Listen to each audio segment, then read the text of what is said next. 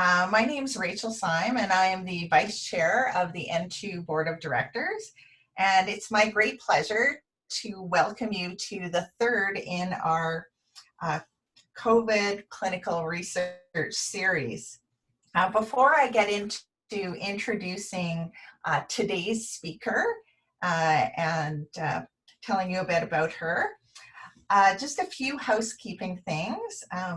As with our previous webinars, if you have questions, please make use of the chat function on the bottom of your screen and submit your questions that way. I know Lisa will be asking for some input and best practices, so if you have those to share, please use the chat function as well. And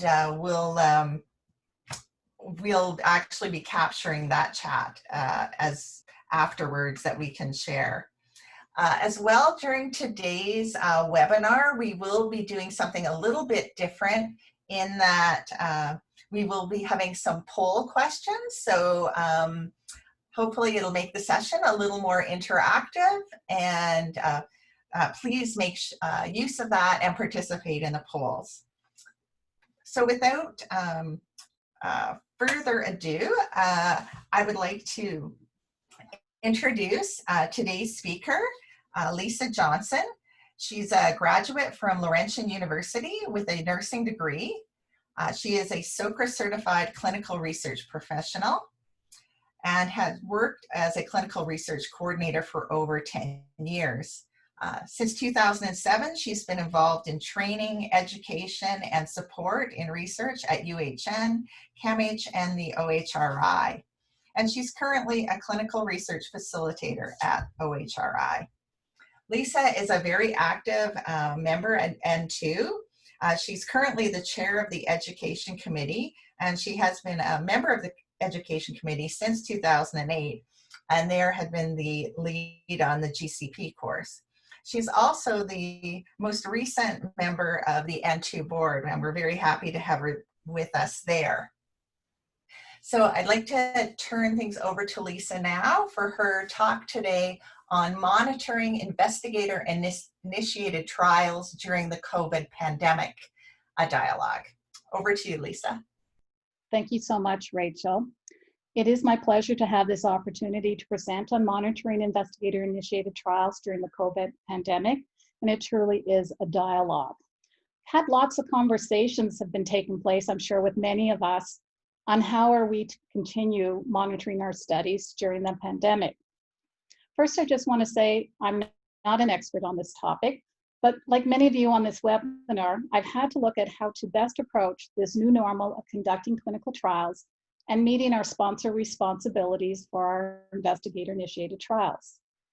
I'm also hoping that the conversation dialogue continues after the webinar and that we can learn from each other on how best to approach monitoring investigator-initiated trials during COVID and beyond. In my role as a clinical research facilitator, I monitor and audit trials at the OHRI, and I also provide support to study teams to ensure that they are compliant with the applicable regulations, legislations, good clinical practice, as well as our institutional policies and SOPs, which include monitoring their studies appropriately. We provide monitor training for our research staff and as well support on what should be included in their monitoring plan. Remote monitoring was not a new monitoring strategy for us, especially as we do a number of multi-centered investigator-initiated trials.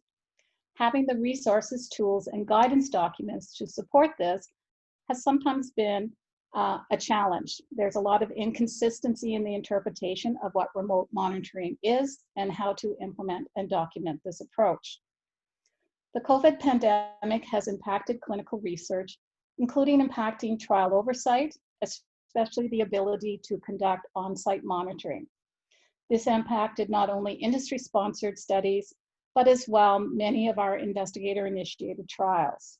There have been travel restrictions and the need for physical distancing, which led to on-site monitoring being halted and the need to have alternative approaches, including remote monitoring for those studies. So today's session is really a review of what is in the literature about alternative approaches to monitoring during an emergency pandemic situation, such as what we are going through now. It is based on many conversations with colleagues across the country and some personal experience in either remote auditing and also assisting research personnel with adapting their monitoring plan to ensure that there is sponsor oversight of their study. Attended many webinars through the past 3 months, with most being from the industry perspective. However, many of these have a lot of information which are applicable to our investigator-initiated trials, just with some minor adjustments. There's been a lot of sharing of experiences, lessons learned, and making available resources such as tools, SOPs, etc. With COVID, our approaches and guidance had to be adapted, and we had to provide flexibility to monitoring approaches and our monitoring plans. So what we're going to look at today is we're looking at monitoring before COVID, during COVID, and post, and really considered the challenges and things we need to have put in place to ensure that we're compliant. So let's start off with monitoring our studies pre-COVID. And we're going to review some key terms and processes that really will build on how we're managing now during COVID. So first place to start is really defining what monitoring is. And ICH E6 states it's the act of overseeing the progress of a clinical trial and ensuring that it's conducted, recorded, and reported in accordance with the protocol, SOPs, GCP, and applicable regulatory requirements. In general, there's a need for on-site monitoring before, during, and after the trial. However, in exceptional circumstances, GCP states that the sponsor may determine that central monitoring in conjunction with procedures such as investigators, training, and meetings, and extensive written guidance can assure appropriate conduct of the trial in accordance with GCP. So in accordance with E6, the purpose of trial monitoring is to verify that the rights and well-being of our research participants are protected, the reported trial data are accurate, complete, and verifiable from source documents, the conduct of the trial is compliance with the currently approved protocol with GCP, applicable regulatory requirements, and also for investigator-initiated trials, we also have to consider our institutional policies, SOPs, and monitoring plan. Monitors can also help identify any problems and suggest and seek solutions. So just as a reminder, the sponsor investigator / institution is responsible for the selection of qualified study monitors and ensuring that the trials are adequately monitored throughout the life of the trial. So we're just going to review a couple key terms because they actually play a role in how we approach alternative monitoring methods with COVID. So we've heard about risk-based monitoring for a long time. And many of the terms that you're going to see are actually from Transcelerate, who's kind of taken the lead around risk-based monitoring and definitions around monitoring. But GCP states that the sponsor should develop a systematic, prioritized, risk-based approach to monitoring clinical trials. The flexibility in the extent and nature of monitoring described in this section is intended to permit varied approaches that improve the effectiveness and the efficiency of monitoring. So the sponsor may choose on-site monitoring, a combination of on-site and centralized monitoring, or where justified, centralized monitoring. And the sponsor should document the rationale for the chosen monitoring strategies, for example, in the monitoring plan. So risk-based monitoring is really the process of ensuring the quality of the clinical trials by identifying, assessing, monitoring, and mitigating the risks that could affect the quality or safety of a study. And it pays special attention to high-risk data points, such as anything potentially impacting the participant's safety during the trial. So a couple of key terms, and again, these are from Transcelerate, but GCP also plays a role in defining some of these approaches. So on-site monitoring is performed at the site at which the clinical trial is being conducted. It's an in-person evaluation. And we're really looking to identify missing data in source records and data entry errors in case report forms. It helps to assess compliance with protocol and investigational product accountability. and evaluates investigational supervision. Central monitoring is a remote evaluation of accumulating data performed in a timely manner, supported by appropriately qualified and trained persons, example, data managers or biostatisticians. Centralized monitoring processes provide additional monitoring capabilities that can complement and reduce the extent and or frequency of on-site monitoring and help distinguish between reliable data and potentially unreliable data. Off-site monitoring or remote monitoring. GCP, it's defined as monitoring activities that are defined in the monitoring plan that allow monitors to remotely conduct monitoring activities that were previously conducted on site. So they're away from the study site location. So it could be from home, could be from an office. And this type of monitoring activity and the extent of which it can be employed depends on a variety of factors, which includes use of electronic systems, access to participant electronic records if it's applicable, timeliness of data entry from paper or even electronic case report forms, and having good communication tools for the sponsor and study site. And then we look at actually what's sometimes being done at a monitoring visit, the first one being source data verification. And the aim of this is to ensure that the data collected is reliable and allows reconstruction and evaluation of the study. And it's really known as transcription checking. So it's a two-way check, looking at your source documents to your case report forms and your case report forms to source. And we now look at trying to do only critical data. So that's that risk-based monitoring approach. And the amount of data that is going to be checked will depend on the risk assessment and risk of the study. Source data review, which really is the review of source documents to check on quality, right, and compliance, staff involvement, and other areas that aren't associated with a case report form data field. So we're not looking at specific data fields. And it helps to ensure critical processes and source documents are adequate. And it's, again, it's not a two-way review of source to the case report form, and depending on the risks of the study will depend on what is going to be reviewed in that source data review. So those are sort of the key concepts when we do monitoring, and I'll be coming back to some of this later on in the presentation. So we're going to have our first poll question. So our audience poll question. And we're really looking at what monitoring strategies did you use at your institution prior to COVID-19? So it could be the traditional on-site monitoring. You may have had centralized monitoring, so you've had electronic data capture or electronic case report forms. Or you actually had remote site monitoring.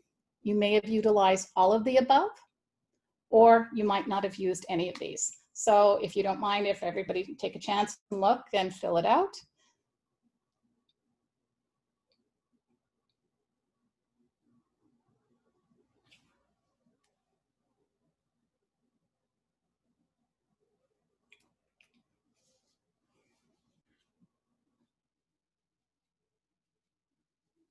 We'll just give it a little bit more time.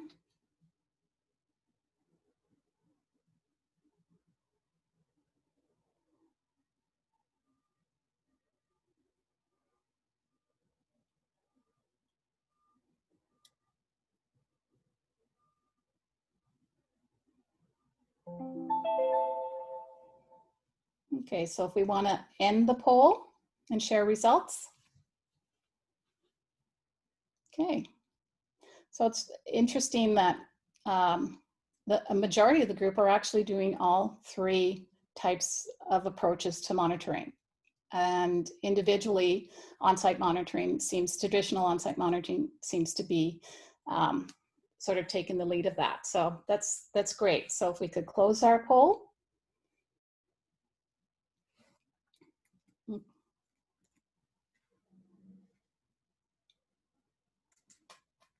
Okay, so let's take a look back. It's really, 2020 has been an interesting time for all of us, but I want us to take a look back at how we monitored our investigator-initiated trial. So as we saw in the poll, we have a good mix, but a lot of traditional on-site monitoring.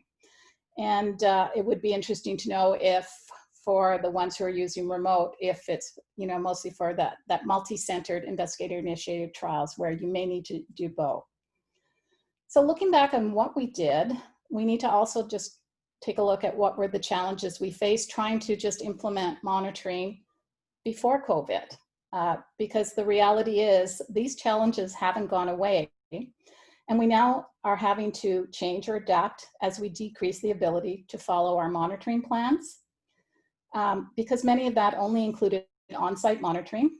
Some did include central monitoring strategies if resources were available.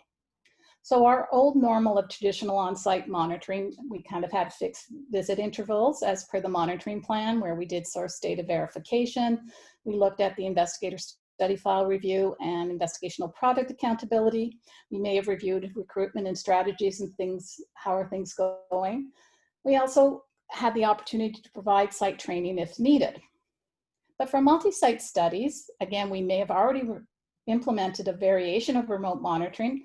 And if we were fortunate, especially to have an electronic data capture or electronic case report forms, or we may have used the old standard of redacting source documents that could be sent for review. You know, we were doing a bit of remote monitoring. And looking at our alternative approaches to monitoring, these were actually cost-saving strategies that a lot of us have developed over the recent years by adopting some of these central and remote processes. And they really helped, you know, us to ensure we're compliant with our monitoring plan. But when we look at monitoring our investigator-initiated trials, we have to ensure that monitoring is actually happening. That sometimes can be a challenge because we might not have budgeted appropriately to hire or have someone monitor. And so we've had to kind of often think outside the box. Reviewing the N2 monitoring plan template, there's a statement there that said study monitors do not need to be independent of the study team. Team members not directly involved in collecting data or recruiting participants may perform study monitoring as long as they are not monitoring their own work. Study coordinators from other trials may also monitor each other's studies. So this is something that we often do where I work. And it really does help with any budget challenges because you're just sort of trading off and supporting each other, and it's not a cost of a financial cost to do this in a study.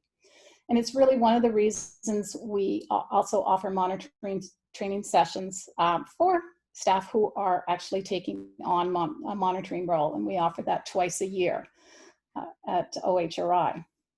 We also remember the sponsor investigators responsible for ensuring that their trial is adequately monitored, and this activity may be performed by a trained member of the sponsor investigator trial team or outsourced. So either to an external monitor, contract monitor, or contract research organization if we're doing these large multi-center trials. And some institutions actually offer monitoring services that are utilized for investigator-initiated trials so that we're ensuring we're in compliance. Okay, so I have another poll question for you. What was your most significant challenge with monitoring investigator-initiated trials prior to COVID-19? So we'd just like you to select the one that has more impact for you. So was it related to the study personnel having lack of expertise or training in monitoring? Budget insufficient to provide monitoring, especially with multi-centered trials? Technology, the ability to remote data access or have an alternative approach to get remote data, or time, perhaps because your monitor is also coordinator for other studies.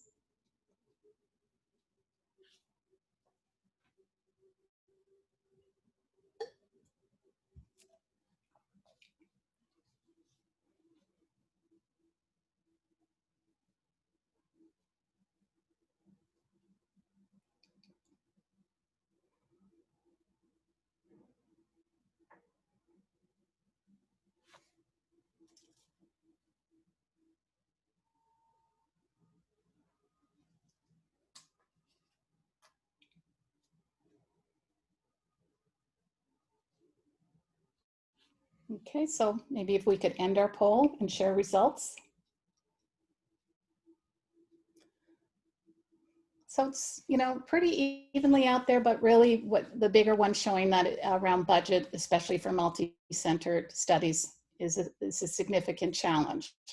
And yeah, I can see all of those really playing a role in how we ensure we're monitoring and things that we have to look ahead when we're planning our studies. If these are the areas that we need some help with, then to look at what resources are available. So thank you. So we can close the poll.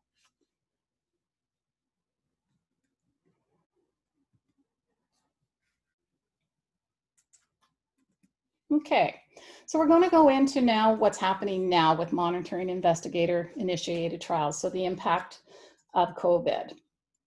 As the future performing clinical trials as usual, we're not sure when that's going to happen, but it really has dramatically changed during this time for us. I think we can all acknowledge that there's a need to adjust the monitoring plans was necessary to do. We also had to be creative and find a path forward because we knew we had to do it. And looking at what worked pre-COVID and what resources we have and what we may need to move forward to monitor during COVID times. Because there is no one-size-fits-all solution to addressing the impact of COVID on our trials, but the more knowledge we can share, like sessions like today, the lessons we've learned, we can help each other. We can share, discuss issues and solutions specifically related to how we provide sponsor oversight to our investigator-initiated trials. Challenge is there's a lot of information out there and it can be overwhelming when trying to determine what needs to be done next. I think it's easier just to break it down into achievable, manageable bits that meet the needs of the study. We have to meet the needs of the site and our ability to monitor that study. So we need to determine what resources are available at the site or by the investigator-initiated trial sponsor and take inventory. We also, this is something I've learned, we have to recognize that having tools available doesn't mean that the site personnel or monitor will have the ability or training or access to the technology to use some of these tools. And we may need to modify our supporting monitoring solutions to adapt to the needs of the study, the site, our participants, and even the regulations as they change during this time. So what is the impact on COVID on site monitoring? Well, during COVID, monitoring visits were either deferred or remote monitored needed to be implemented. Studies still continued. Many studies still continued that were necessary to continue, so monitoring did need to continue.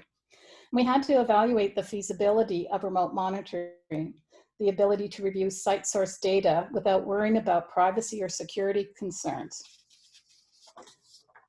And really looking at how can we be solution oriented and not just reacting to the thing that we actually have to do monitoring, right? And so, and we hear this over and over again when it comes to COVID. We need to be flexible and adaptable, right? And also to have a good communication plan so that we can retain the focus of the safety and well-being of our participants, but also our staff, and to ensure data integrity. During remote monitoring, the study monitor should focus on trial activities that are essential to the safety of trial participants, the investigator and team, and data reliability. Remote monitoring activities include remote review of source documents, and this should be documented in the same level of detail as on-site monitoring activities, and any resulting actions to address issues identified from the remote source document review should be consistent with procedures and processes described in our study monitoring plan. So we should continue doing what we usually would do when we do our documentation. We also have to make sure that we take measures to ensure patient confidentiality at all times, because now we may be getting access through electronic health records to data. How do we ensure we as monitors protect that information and we're not viewing them in public spaces? So regulatory agencies have provided further guidance to support remote monitoring solutions to maintain oversight of clinical sites and ensure participant safety. And really their core focus in all their recommendations from the regulatory agencies have been around the safety of trial participants. Health Canada actually presented at our N2 COVID webinar on May 25th, 2020, which was great. And in one of their slides, they stated, if site monitoring not possible, we have to document the reasons for delayed site visits and consider central monitoring of clinical trials. The FDA has been providing a lot of guidance around conducting clinical trials during COVID and supporting remote monitoring for oversight of clinical sites. And there, Phil, a risk-based decision should be made on what data are critical to monitor while ensuring subject safety, data quality, and data integrity. The EU provided a guidance around changes to monitoring, and it was an interesting one because the term off-site monitoring for them refers to remote communication between site and sponsor, but this does not include remote source data verification.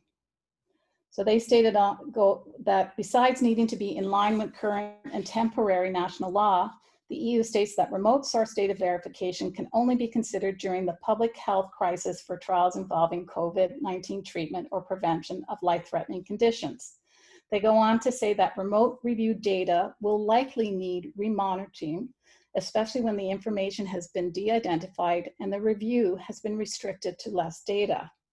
De-identified data or pseudonymized source data, just didn't quite say that right, would require additional information to confirm identity at a later time. So they were really one of the first to really look at what do we may have to do once we can get back on site again. So really thinking about things we need to consider in planning after COVID. So our final poll question. What has been your COVID-19 strategy to monitoring? Using centralized monitoring, so data review from electronic data capture tools or electronic data capture forms. Remote monitoring, so having the site redacting or de-identify source documents that are being sent to review, or remote monitoring, access to electronic health record, and secure data transfer file for source data verification. Or none, because maybe during this time, you know, all studies were halted and you didn't have to do any monitoring at the time. So we left a none there for that. So I'll give you a minute or two.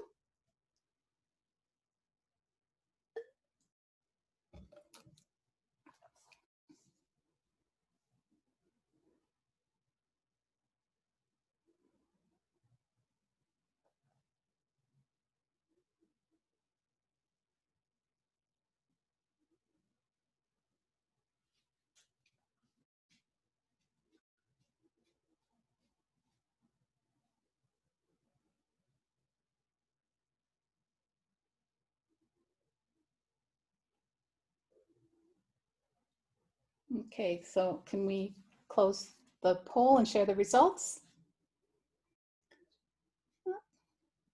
It looks pretty, even though remote monitoring with redacted de-identified source documents sent to review seems to be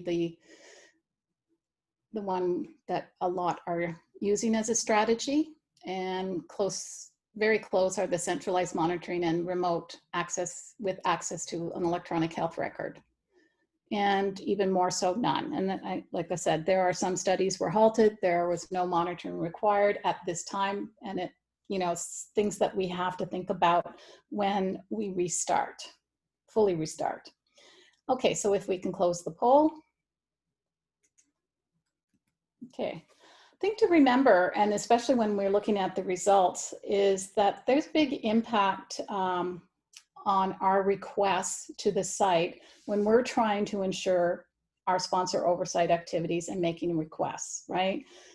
There's a lot of extra work for the site.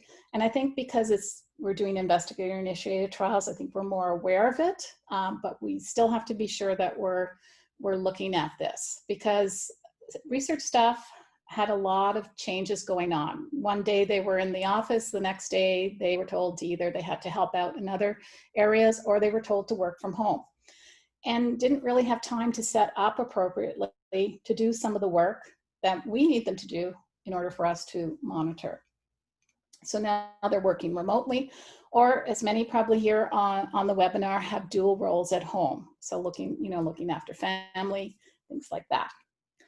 As monitors or sponsors, we do need to take time right now to ensure we're engaging the study teams, right? So having regular conversations, either phone calls or chats, utilizing the old-fashioned pick up the phone saying, how are you doing? And especially if they are still able to see participants at the site or recruiting, or even participants are being seen remotely. So we're collecting data and looking after our study participants. It's really important to keep that study team engaged. So now we're going to look at alternative approaches to on-site monitoring. And there are different ones out there. A lot of them lead to off-site or centralized or remote monitoring, but things that we need to consider. And the biggest challenge is there's a lot of different types of source available to us to monitor, and the different platforms. There are many sites that still are very much paper-based, and so we need to look at that. A lot are doing both paper and electronic, so we have a hybrid. And we're seeing more and more having electronic platforms, right? So we have e-case report forms. We're able to get direct access to the electronic health record. Faxing, scanning, email, always been around, so that's kind of our hybrid because you do have to have paper. Using video visits, so there's a lot of technology out there that we've been utilizing through this time. Accessing secured share filed area platforms, they're called SFA, and so an example that would be SharePoint. And some are fortunate to have e-regulatory systems. This is probably one area that has grown over COVID, because I remember a couple years ago, we had 2 to 3, and now there are multiple companies now offering e-regulatory systems for use so that we can do remote monitoring. So common methods of remote monitoring. Remote monitoring and remote access to electronic health records were possible before COVID restrictions, but having a process on how to best implement them might not have been considered until now. So we had them, but we didn't really have processes to utilize them as much as we should. Remote monitoring, of course, allows monitors to conduct activities that were previously done on site. And this includes delivering documents to a monitor via email, fax, or snail mail, right?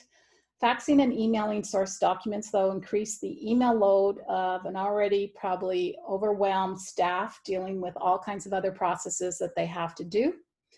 And also some other worries about security and privacy. They also have to find the time to find, send, retrieve, scan, encrypt, and attach documents to email. So that's a lot of extra work. Things that we also have to think about, because a lot of the scanning becomes a PDF, they're not automatically a certified copy. And so if you're requiring certified copies, this requires an additional work on the study team to do that. File share systems are commonly used by industry due to their low cost, familiarity, it's a hard word to say, and widespread availability. They're out there. And we're seeing a lot more use of this in investigator-initiated trials. The thing to consider, most do not meet regulatory compliance requirements out of the box. So, and that additional thing, if you're doing regulated trials and you need to have a systems validation. Methods involving fax, email, or even file shares can also increase opportunity for errors, as site staff may forget to redact identifying information. They may misdirect a document or lose track of who was supposed to have access to sensitive data. So these are challenges that we've seen to date with remote monitoring. And part of this is because the lack of accessible infrastructure to allow access to patient records, regulatory documents, and investigator study file content for monitoring. What needs to be in place to remote site monitoring? So we know if it's not possible to go on site, we have to do a risk-based approach to prioritize sites for remote monitoring. We may not hit all sites. So we need to focus on critical study site data. So remote review of medical records and other documents that are normally reviewed at the site need to be explored. So we can do video review of medical records with clinical site team support. And that's, you know, we don't have to send copies to monitors, and we don't have to record any images and things like that. Again, scanning documents, that can be challenging if working from home, especially if you're paper-based, because how are the study team going to get the documents that need to be scanned? They'd have to go on site and potentially increase risk. But even if it was available electronically, some of this may need to be redacted and might not have the software with PDF to redact at home. So some of these solutions, they're great. A lot of us have them, but may not be available at the time of the site. One of the articles I reviewed was called Adjusting to Clinical Trial Monitoring During COVID-19, Working Smarter and Safer. And this came out in April 2020 and was written by Todd Johnson and Hanya Yi. And they took a tiered approach to planning remote visits. And one of the things they did is they asked the question, so are you aiming to conduct a video or telephone visit? Then if yes, you might make sure you're prepared by creating a detailed worksheet that includes steps to guide the monitor through the execution and documentation of monitoring visit activities. And if no to the video telephone visit, but then you're asking, is there an electronic health record externally accessible? So for many of us, the answer is no, it's not feasible to communicate and share to have access to the electronic health record. So then you need to consider, is it feasible to communicate and share documents using encrypted emails or secure file area platforms? But if there is an electronic health record available, can we leverage these solutions to conduct a remote visit and conduct source data verification, but focusing on safety data? So again, we need to look at what's available, and even, and the other thing, which lessons learned from me, we have a lot of, we have an electronic health record that monitors can access remotely. We use MS Teams. We have a lot of tools that we use for remote auditing and monitoring, but not all sites have that available. And so that's also, you need to consider when making these plans. So remote access to electronic health medical records. This has really changed a lot over the years and has really made a difference in the ability for monitors to remote monitor, right? Because the information is there, we can do source data verification through it, but we also have to make sure that agreements are in place and there's proper consent and it's, well managed. The challenge is not all electronic health records are the same. There are some institutions and sites are not equipped to ensure that only specific records are viewed within the electronic health record. Others have implemented limited view. You're only allowed to see so many participants over a specific time. And, so this is something that we're used to, but to say that every monitor should be able to access an electronic health medical record is not feasible at this time. It depends on the institution and what they have available and what are the policies and procedures around that. You also need to consider that accessing this may need to have some language in the contract to permit remote or offsite access to records, because we also look at the confidentiality of it. So it's really, if this is something that a site has, then you need to know how, where, and when this can happen, and research site and institutional policies and regulations that apply. So that, can you use it? What do you need to do? All participants sign consent forms prior to study enrollment, which allows the sponsor to access personal health records that are relevant to the study conduct. So when remote monitoring is performed, the sponsor requires the same access. That doesn't change. So you may need to check with the institution whether there's any other requirements that need to be done in order to access if this is permissible. Right. So although monitors may have remote access to the EMR, I learned something else new. Not all documents that are in the EMR or the electronic medical record are available for review.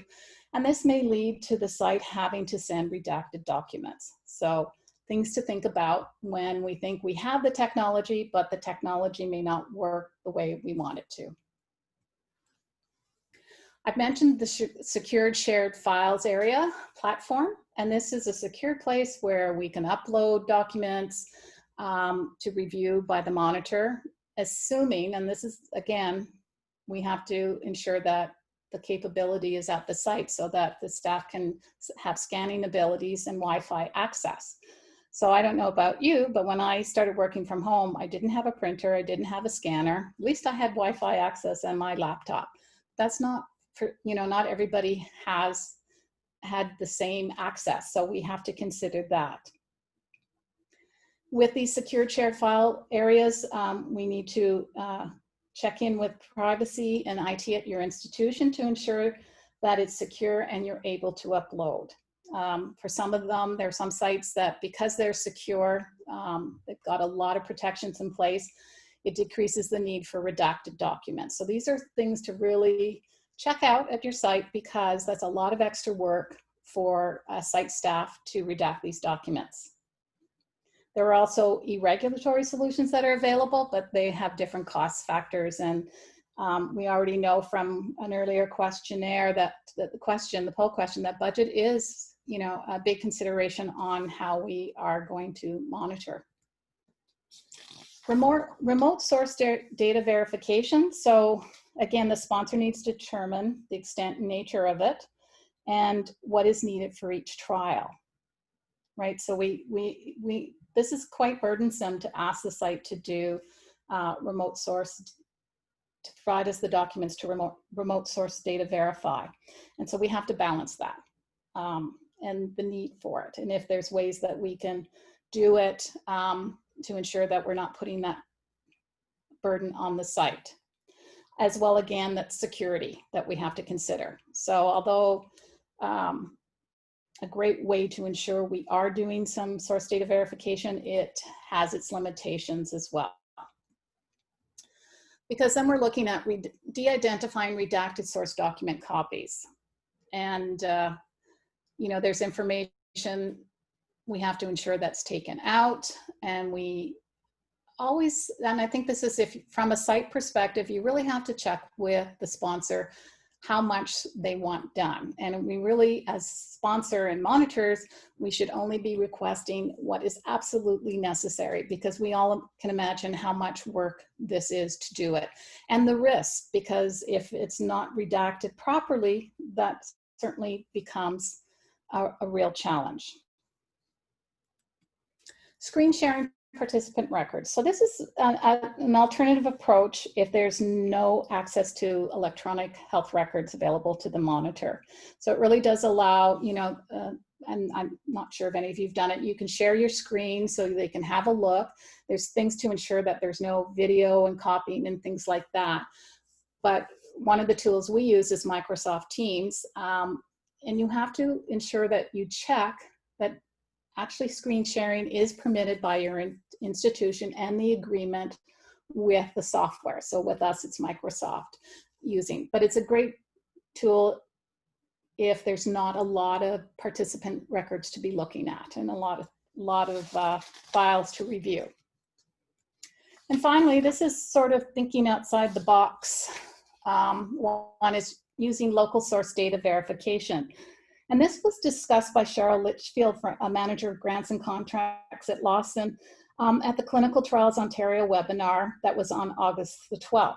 I'm not sure if anybody, hopefully many of you attended it. It was a great presentation. And they talked about using this potentially as a solution. They're still looking at it. Well, actually, this is something we looked at our institution for remote site monitoring visit that we were trying to assist a monitor in doing at a site out of province. The challenge was that any of the tools or resources that we could use at OHRI were not available to use at the site. So we're saying, well, let's use this and let's use that. And that's why we have to watch our assumptions. That's just because we have those available doesn't mean all sites do. So we didn't end up pursuing the local source data verification as we went back to the basics and used the old-fashioned redaction of source documents that was sent to the monitor for review. In this case, it was only one participant, so it wasn't a huge burden on the staff, and it actually came from their recommendation. But I think it could be a potential opportunity because there are a lot of different institutions have QA personnel, and they're very much independent of the study team. And so it is a potential resource that I think we haven't thought of.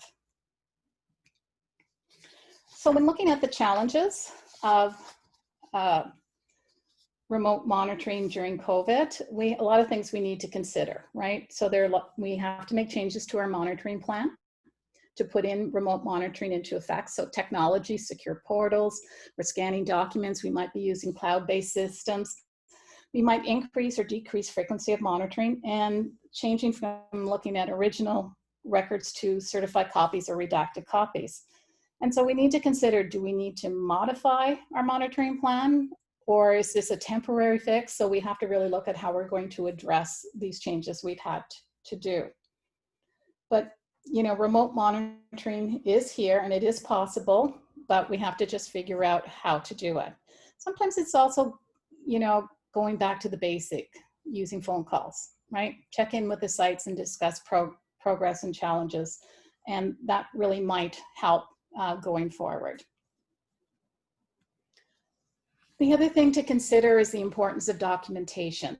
So we need to look at the process of how we address copies of documents that were sent to us as monitors that are no longer needed, right? So all these de-identified copies, redacted copies, these are things, should we be keeping? How do we destroy them? And we need to document that process. If we've had a delay in monitoring or accessing, we need to document that well. And that actually came from Health Canada.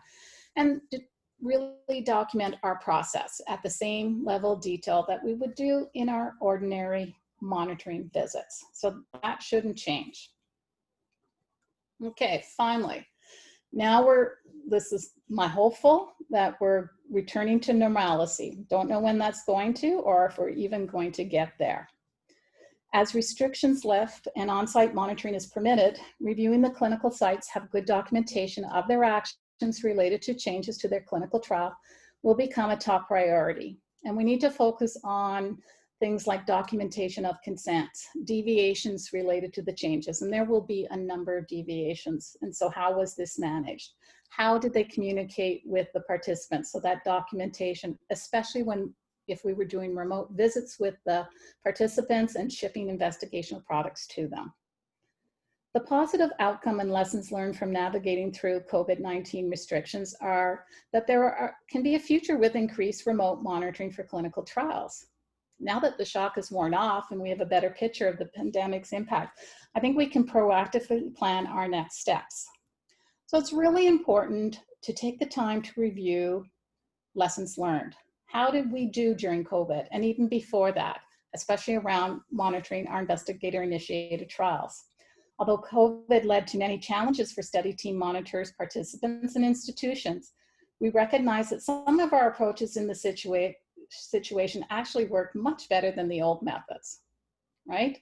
So having, you know, and looking at, there are all kinds of tools out there and how can we get access to them? So electronic data capture tools, electronic medical records, some digital data collection tools that really would help decrease the amount of source data verification that's required for monitoring. The opportunity for remote clinical trials has been recognized for some time. We actually, if you Google remote monitoring, you tend to get a lot about remote monitoring patients during COVID. And there's been a lot of talk and a lot of sessions about virtual or remote trials. So the current pandemic and the possible reoccurrence really has increased the demand for remote trials and solutions for preserving trial integrity and participant safety during the pandemic. So are there things that we can look to see, can we change? Can we move forward, right, through it? So while we prepare to resume our clinical research at our institutions, we need to prepare to take lessons learned during our experience as we may have to re-implement some of these practices again, unfortunately. We just don't know what's going to be happening with COVID. Though this time I think we will be more prepared to adapt and be flexible. Having new pathways and procedures used during the pandemic, if proven effective, we need to look at, do we continue them? To quote Katie Raposa, who's the Director of Research Quality Integration at the University Health Network, from her presentation at the Clinical Trials Ontario webinar on August 12th, she stated, we can lead instead of follow, right? So things are never going to be the same as before. So what can we do in place of putting strategies so that we take the lead, we take the control on how we're going to conduct our investigator-initiated trials? So challenges to consider as we get back to the new normal. We need to be prepared that the clinical research practices may never return to what it was, and we may be conducting clinical research more virtually. We need to be prepared for this. Communication is key. This is the one big thing throughout this whole process, that we need to communicate to each other, to the sites, to the participants, what is happening, right? And to our partners in the community. So how are we going to move forward to ensure everyone is safe? We continue the high quality of clinical research that is conducted in Canada. Again, a lot of information's out there over the past few months on how monitoring went. So our challenge is really to sift through this and see what is practical and feasible for our needs. So what hasn't changed with COVID-19? It doesn't matter whether we're monitoring on-site or remotely. Our goal is still the same, right? We want to provide adequate oversight to ensure patient safety and trial integrity. So that's the end of my session. So if you have any questions or willing to share some of the strategies on how you monitored during your investigator-initiated trials during COVID, please use the chat box. I'm also looking that if anybody's interested in monitoring investigator-initiated studies and best practices and establishing a working group to kind of address some of the things with these ones, especially our multi-site ones, it's something that I'm kind of have a passion for, and I really think we can do better to support each other and to do that. So reach out to me via my email. Great, thank you very much, Lisa. So we do have some questions in the chat, and I'm going to start with a pretty straightforward one. Someone's asked, does your institution monitor all clinical trials? Okay, good question. No, so we are 3 facilitators. We will monitor OHRI sponsored regulated clinical trials. We will audit any clinical trial. But we have a lot of investigator-initiated trials that are not regulated and multi-centered, and they're being compliant with GCP that says you monitor. So we do help them with monitoring plans. We help review monitoring plans, give suggestions, and look at some strategies for them so that they can ensure that their participants are safe and the data integrity. So it's not mandatory for all non-regulated, it is for regulated. Okay. Follow-up question. In the case when an institution is the sponsor of many investigator-initiated trials, can the institution establish an agreement with all investigators to make them accountable, ensuring they monitor their trials and they provide random audit to ensure they comply? I think I've got. Yeah, good. That's a good question. Got a lot of in that one. I think it depends on the institution and how they approach sponsor responsibilities. At our site, we actually have an investigator agreement and we have a meeting for our regulated trials about going over who's responsible for what, and we have a session to review what are the responsibilities. So that's really on the individual level.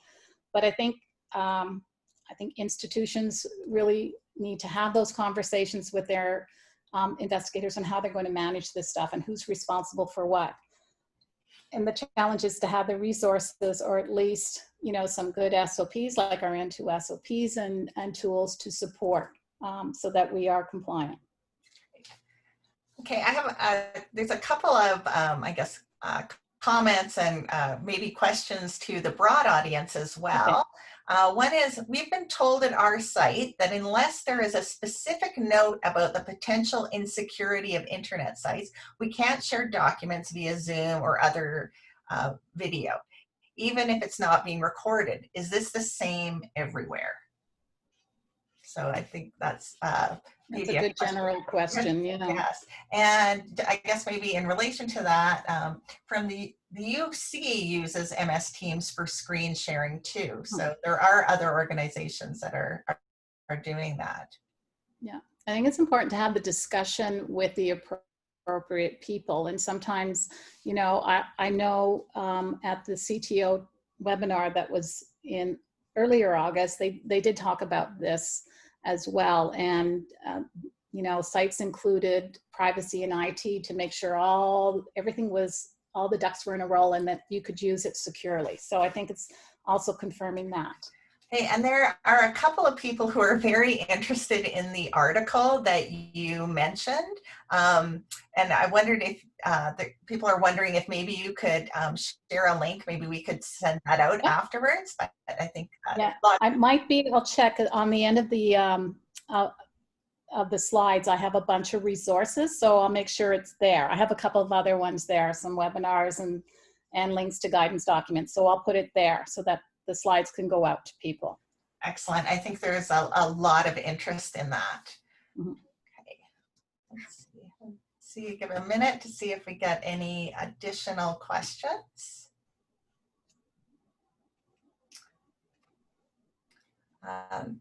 Doesn't look like it, but I think, as Lisa said, she has shared her email, and I know Dawn has put that up in the chat again for people, so I'm sure she'd be happy to take questions if you think of something afterwards. And I think she would also very much appreciate if people were interested in helping her establish her working group, which sounds like some really needed and important work.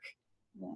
Well, again, well, if there are no other questions, I just wanted to thank everyone to make sure you all stay safe and well, but also special thanks to N2 for hosting these webinars and providing opportunities for increased discussion and dialogue and sharing of ideas, especially, you know, when we're dealing with challenges. But some people have great solutions, and it's great to share, you know, why should we reinvent the wheel when we've got great resources out there. So kudos for N2 for continuing this, and, you know, great. Well, thank you very much, Lisa. We really appreciate you presenting today. And as Lisa said, this is one of a number of webinars. If people have ideas for additional topics, please reach out to us at N2. As well, if you are interested in more information about N2 or joining any of our committees or Lisa's working group, again, reach out. Usually the N2 website is a great place to do that. And with that, I want to thank Lisa one more time and all of you for calling in and participating today. And as Lisa said, stay safe, and we hope to get together again soon. And have a good rest of your day.